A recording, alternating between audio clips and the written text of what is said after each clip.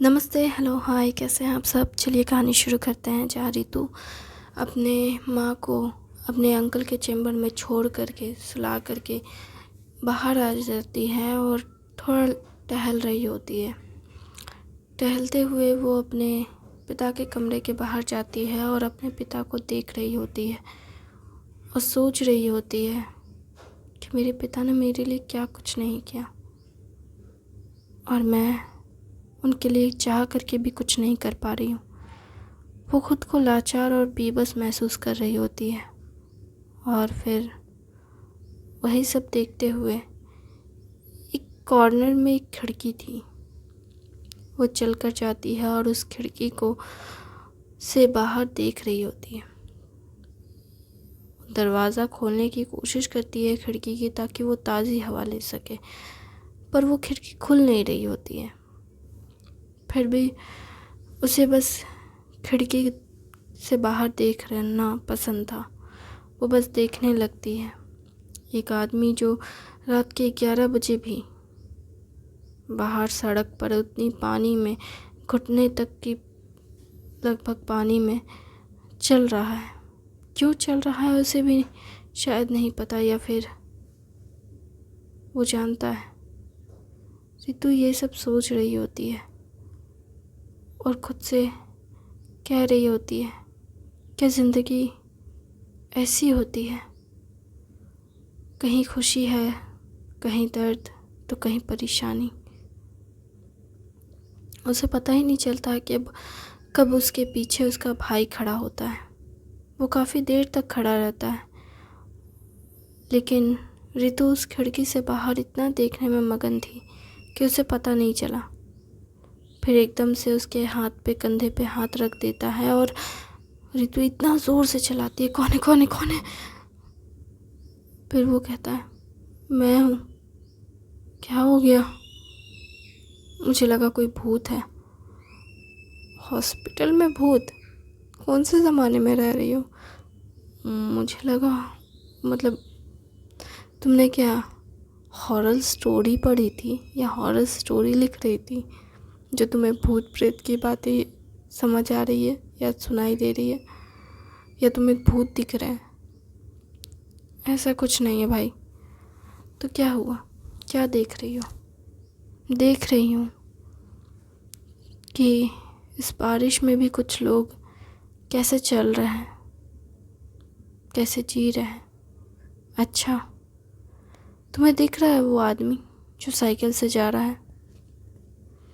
वो साइकिल से जा नहीं रहा है, वो साइकिल को लेकर जा रहा है। हाँ, बात सेम है पर डिफरेंस है। ठीक है ना, सेंटेंस गलती हो सकती है। चलो बताओ आगे क्या। आप बताओ आगे क्या। मैं बताऊँ? जानती हो, वो आदमी मुझे अक्सर दिखता है। मैं अक्सर उस आदमी को देखता हूँ, कभी 9 बजे, तो कभी 10 बजे, तो कभी 11 बजे।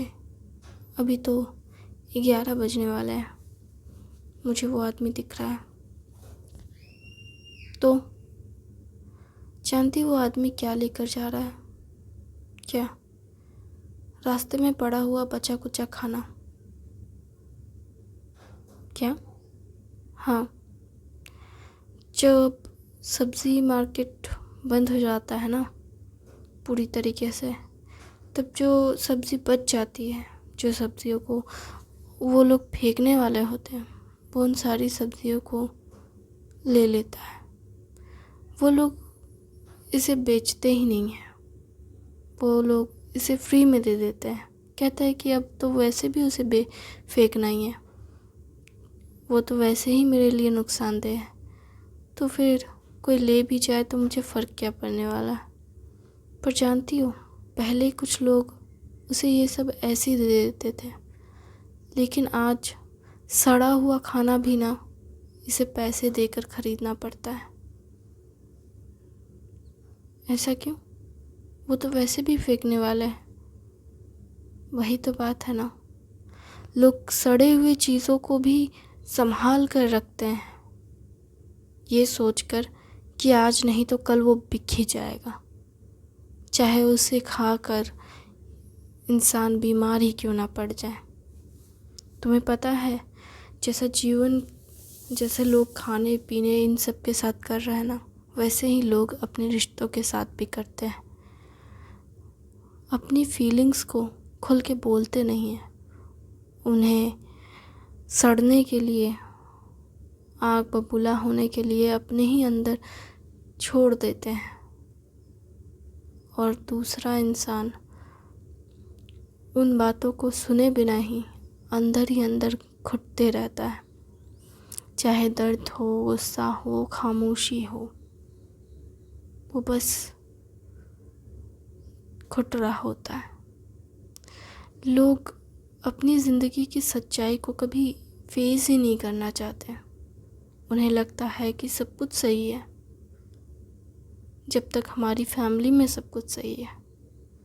लेकिन क्या वो फैमिली सच में सही है?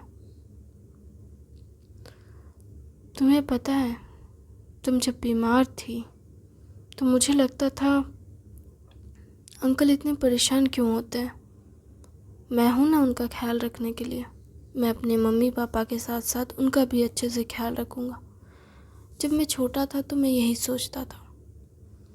और मेरे बारे में क्या, तुम्हारे बारे में बस इतना सोचता था कि अगर मैं बड़ा हो गया और तुम तब भी रहोगी तो मैं तुम्हारा ख्याल रखूँगा, मैं तुम्हें हरा ट्रीटमेंट करूँगा। तुम्हें बीमार देखकर ही मैंने डिसाइड किया था कि मैं एक दिन डॉक्टर बनूँगा। अच्छा, अच्छी बात है कि आप बन गए, मुझे तो लगा था। लेकिन क्या आप अच्छे डॉक्टर हैं? तो तुम्हें लगता है कि मैं नहीं हूँ? पता नहीं, ये तो आपके पेशेंट जानेंगे। वैसे तुम राउंड पे जाना चाहती थी, चलोगी? आप बातें घुमा रहे हैं। हाँ, बातें घुमा रहा हूँ, क्योंकि मैं नहीं चाहता कि तुम यहाँ खड़ी हो और वो सब देखो जो मैं हर रोज़ देखता हूँ। आप क्या देखते हो भाई? लोगों की तकलीफ़ें, आंसू, दर्द। तुम्हें पता है, मैं एक डॉक्टर हूँ। मेरे पास ऐसे पेशेंट्स भी आते हैं जो पेशेंट फिज़िकली बीमार नहीं है पर मेंटली बीमार है। उन्हें हार्ट की प्रॉब्लम इसलिए नहीं है क्योंकि उनका दिल कमज़ोर है, बल्कि इसलिए है क्योंकि उनका दिमाग कमज़ोर है। ज़्यादातर पेशेंट को मेंटली स्ट्रेस होता है, डिप्रेशन होता है, और उसका असर दिल पे होता है। तुम्हें पता है, ज़्यादातर लोगों को अपना दिमाग ठीक करने की ज़रूरत है, पर वो अपना दिमाग ठीक करते ही नहीं है। अगर दिमाग ठीक होता तो दिल भी ठीक होता, और दिल ठीक होता तो इंसान के आसपास का माहौल ठीक होता, माहौल ठीक होता तो देश ठीक होता, और देश ठीक होता तो पूरी दुनिया धीरे धीरे ठीक होती। लेकिन इंसान सिर्फ अपने आप को ही नहीं देख पाते, दुनिया भर को देखने की तो उन्हें ज़रूरत भी नहीं है, पर फिर भी वो खुद को ही नहीं संभाल पाते और फिर दूसरों से शिकायत करते हैं कि मेरी ज़िंदगी बुरी है, जबकि सबसे बड़े बुरे इंसान तो तुम खुद हो, जो तुम खुद के साथ बुरा कर रहे हो। तुम्हें लगता है कि तुमने दर्द झेला है, पर कोई इस दुनिया में ऐसा भी है जो तुमसे ज़्यादा दर्द झेल रहा है। तुम्हें लगता है तुम ही बीमार हो, पर कोई तुमसे भी ज़्यादा बीमार हो सकता है, और है भी। कुछ लोग ऐसे भी हैं जो आज ज़िंदा हैं लेकिन कल मर जाएंगे, और उनको इस बात से फ़र्क भी नहीं पड़ता कि वो कल मरने वाले हैं। उन्हें बस पता है कि आज और इस पल में वो ज़िंदा रह सकते हैं, और आज इस पल को वो अपनों के साथ जी सकते हैं। उन्हें इससे फ़र्क नहीं पड़ता कि वो ज़िंदा कल रहेंगे या नहीं। बस इतना पता है कि वो आज और इस पल में खुश रहना चाहते हैं, और वो खुश रहेंगे। दिल के किसी कोने में दर्द तो होता है कि कल हम नहीं रहेंगे, लेकिन इसके बावजूद भी वो खुश रहते हैं। और मैंने ऐसे ऐसे लोगों को ज़िंदगी से जीतते देखा है। वो हारे नहीं कभी और ना हार मानी उन्होंने। अपना आखिरी पल तक उन्होंने अपना बेस्ट दिया। उनमें से कुछ लोग बच गए और कुछ लोग सच में मर गए, लेकिन मरते हुए भी उनके आँखों में डर या दर्द नहीं था, बस मुक्ति की खुशी थी कि आखिरकार मुझे इस दर्द भरे जीवन से मुक्ति मिली। लेकिन आजकल लोग दर्द झेल झेल के ज़िंदा रह सकते हैं, पर मौत को नहीं चाह सकते। क्यों? मौत को चाहना इतना दर्द भरा है कि जितनी खुशी तुम्हें ये ज़िंदगी दे रही है। कुछ लोग जीते जी मर जाते हैं और कुछ लोग जीतने के लिए अपनों को छोड़ जाते हैं। कुछ लोग ज़िंदगी की खुशी और दर्द को समझ ही नहीं पाते और कुछ लोग सब कुछ समझ करके भी नासमझ बनने की कोशिश करते हैं। कुछ लोग खुद से भाग रहे होते हैं और कुछ लोग हर किसी से भाग रहे होते हैं। सच, झूठ, सब कुछ हमें जानना चाहिए, लेकिन जानने के लिए सवाल करने की ज़रूरत है, पर लोग कभी सवाल ही नहीं करते। स्कूल में कहा जाता था कि पूछो क्या पूछना है। कभी ज़िंदगी से क्यों नहीं कहते कि कहो क्या कहना है। हम बस खुद से भाग रहे होते हैं और क्यों भाग रहे हैं हमें खुद नहीं पता। तो मैं बताऊं, एक सवाल आपसे पूछूं। पहले तुम बताओ क्या बताना है। मैं खुद के बारे में एक बात बताऊं ना चाहती थी, कब से कहना चाहती थी। किस बारे में? अभी के बारे में। तुम अभी के बारे में क्या कहना चाहती हो? आप सुनना चाहेंगे या फिर मम्मी पापा की तरह मुझे बस सांत्वना देंगे और कहेंगे अभी इस बारे में बात करने की ज़रूरत नहीं, परेशान मत हो, सब ठीक हो जाएगा। आप भी यही सब कहेंगे क्या? नहीं, तुम कहो तुम क्या कहना चाहती हो। पता है भाई, जब मैं बहुत बीमार थी ना, तो मुझे लगता था कि मेरे पास कुछ नहीं है। मेरे माँ बाप भी मेरे साथ इसलिए हैं क्योंकि उन्हें मुझ पे तरस आता है। वो मुझ पे रहम खाते हैं। क्या ये प्यार है? मुझे समझ नहीं आता था, लेकिन अभी से मिली तो पता नहीं क्यों अजीब सा लगा। उसे मिलकर ऐसा लगा जैसे प्यार तो शायद ऐसा ही होना चाहिए। प्यार कैसा होना चाहिए तो इंसान की सोच पे निर्भर करता है ना भाई? हाँ, इंसान जैसा सोचता है वैसा ही वो अपने प्यार को महसूस करता है। अगर उसके लिए प्यार डोमिनेटिक है तो वो वैसा ही प्यार चाहेगा, लेकिन उसके लिए अगर प्यार खुशी है तो वो उस प्यार को खुशी की तरह समझेगा। डिपेंड करता है कि तुम प्यार को कैसे देखती हो, समझती हो या जानती हो, या उसे कैसे समझना, जानना या उसके साथ रहना चाहती हो। ये तुम पर है। पर मैं यकीन दिलाता हूँ, मैं बहुत खुश हूँ क्योंकि मैंने से अपना बहन माना और जिसने अपने लिए एक लड़का ढूंढा, वो सच में बहुत अच्छा इंसान है। आपको ऐसा क्यों लगता है कि वो अच्छा इंसान है? उससे मिलने के बाद जाना कि वो कितना अच्छा है। आपको ऐसा क्यों लगता है कि वो बहुत अच्छा है? और आप उससे कब मिले? हाँ, जब तुमने उसे घर से बाहर निकाल दिया, उसके बाद मैं उससे मिला था। उससे मिलकर अच्छा लगा, बहुत प्यारा इंसान है। क्या आपको लगता है कि उसे कुछ हो गया है? नहीं, मुझे नहीं लगता कि उसे कुछ हुआ है। वैसे आप बताओ, आप क्या कहना चाहते थे? मैं बताऊँ अब? हाँ, मैं बस इतना कहना चाहता हूँ कि जब मैंने तुम्हें देखा तो मुझे लगा कि मैं डॉक्टर ही बनूँ।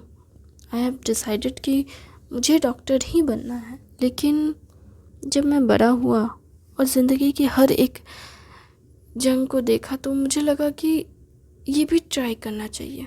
लाइफ के अलग अलग पहलू को देखने के बाद मुझे लगा चलो मैं स्पोर्ट्स में जाता हूँ। फिर मैंने सोचा कि क्यों ना मैं कंप्यूटर इंजीनियर बन जाऊँ, क्यों ना मैं ये बनूँ वो बनूँ, ऐसे बनूँ वैसे बनूँ, मतलब बहुत सारे ऑप्शन थे। और आफ्टर ऑल मैं पढ़ाई में हर चीज़ में बेस्ट रहा हूँ। तो मुझे लगा कि जब मेरे पास इतने ऑप्शन है तो मैं एक मामूली सा डॉक्टर क्यों बनूँ। आप मामूली डॉक्टर की बात कर रहे हैं? हाँ, क्योंकि मुझे पैसों में कोई इंटरेस्ट नहीं है। पापा ने इतना पैसा बनाया, इतना कुछ किया, फिर मैं पैसों के पीछे क्यों भागूं? मेरे पास तो पैसे हैं ही। फिर मैं खुद को पैसे के लिए एक डिग्री ले करके एक बड़े से चैम्बर में बैठ करके 500 या 1000 रुपये विज़िट ले करके और सैलरी लूँ 40-50 हज़ार 60 हज़ार या 1 लाख जितना सैलरी ले करके मैं जीवन क्यों जीऊँ? मुझे नहीं जीना। तो आपको क्या करना था? मैं जो भी करता उसमें मैं चाहता था कि मैं लोगों की मदद करूं, लोगों का ख्याल रखूं। जब बीमार आदमी को देखता हूं ना तो मेरा मन करता है कि मैं उसका ट्रीटमेंट करने लगूं, चाहे वो उसके पास पैसे हो या ना हो, 1 रुपये भी ना दे मुझे तो भी फ़र्क नहीं पड़ता, बस मैं उसका ख्याल रख सकूं। मेरे लिए बस इतना ज़रूरी था। और सच कहूं तो मैं ये करना भी चाहता था और मैंने कई बार किया भी है, लेकिन ये बात हॉस्पिटल में नहीं पता चलनी चाहिए। क्यों? क्योंकि हॉस्पिटल से बाहर आप ट्रीटमेंट नहीं कर सकते। ये हॉस्पिटल की पॉलिसी है। अगर आपने ऐसा किया तो आपको हॉस्पिटल से बाहर निकाल दिया जाएगा। पर क्यों? ये तो प्राइवेट हॉस्पिटल है। हाँ, मुझे पता है। लेकिन फिर भी पढ़ाई। एक सेकेंड, तुम्हें किसने कहा ये प्राइवेट हॉस्पिटल है? ये सरकारी हॉस्पिटल है। क्या ये सरकारी है? हाँ। तुम्हें क्या लगता है ये प्राइवेट है? हाँ, ये हॉस्पिटल सरकारी है। छोड़ो ये सरकारी या बेसरकारी, इम्पोर्टेंट ये नहीं है, मुद्दा ये नहीं है। मुद्दा ये है कि आपको अगर करना है तो आप कर क्यों नहीं रहे? पापा की वजह से। क्यों? उन्हें मुझ पे भरोसा है। उन्हें लगता है कि उनके जाने के बाद उनके सारे पेशेंट और इस हॉस्पिटल के बेस्ट सर्जन का खिताब अब मुझे ही लेना चाहिए। लेना चाहिए का क्या मतलब है? आपको क्या चाहिए आपको डिसाइड करना होगा ना। अगर आपको लोगों का ख्याल रखना पसंद है तो आप लोगों का ख्याल रखिए ना। रोका किसने है? आपको क्यों पापा के नज़र में, अंकल के नज़र में अच्छा बनना है? आपको खुद के लिए बेहतर बनना चाहिए। पता है, मैंने अभी से बस यही एक चीज़ सीखी थी, सबसे बेस्ट, कि कभी भी दूसरों के लिए कुछ मत करो। जो करना है खुद के लिए करो। जब तुम खुद के लिए कुछ करते हो तभी तुम दूसरों के लिए कर पाते हो। अगर अपने अंदर को ठीक कर सको, अपने आप को ठीक कर लो, तो अपने आसपास के हर परिस्थिति को तुम ठीक कर सकते हो। ये मैंने सीखा था उससे, और मेरा मानना है यही सच है और सही है। जब तक आप खुद को ठीक नहीं करोगे, अपने आसपास के माहौल को कैसे ठीक कर पाओगे? आप बार बार उस दर्द और तकलीफ़ में रहोगे। आप बार बार उन लोगों को देखोगे तो दुखी हो जाओगे जो लोग दर्द भरे से जीवन को जी रहे हैं। आप चाहते हो उनकी मदद करना लेकिन नहीं कर पा रहे हो। थैंक यू इस कहानी को सुनने